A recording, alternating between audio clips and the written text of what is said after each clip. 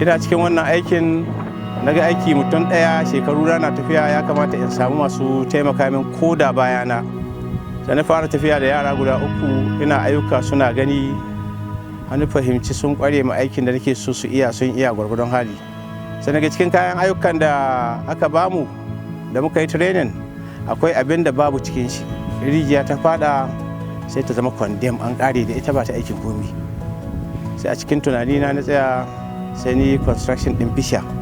To amma sai kirkiro wannan fishan ya samu ciro su mun hada su, mutanen wannan yankunan suna amfani da ruwan su da sai sun nemi wata hanya da suke neman ruwan da za su sha, amma sandiyar wannan ya samu gyara rijiyoyinsu akan sandiyar wannan fishan. So muka mun karu da dan abin da muke samu ta hannun mutane da muke wa aiki. Lokacin da mutanen nan sun karu da mu saboda ba su kasa samun ruwan da suke sha ba a kowane lokaci. Da rijiya ta lalace da waya ta yi kwana 2 ba a gyara ba, da sai a share watanni ba a gyara, wata sai ta shekara, amma yanzu sai bai wuce kwana 2 an gyara rijiya. Ina tunanin in Allah ya taimaka zan bude shago wanda zan sai kayan gaskiya part na waɗanda gyare-gyaren da muke yi, kasance akwai su kusa gare mu. Duk lokacin da aiki ya samu dauka ɗaya muke sai mu je a yi ayyuka, in an dawo sai a bada kuɗin kaya.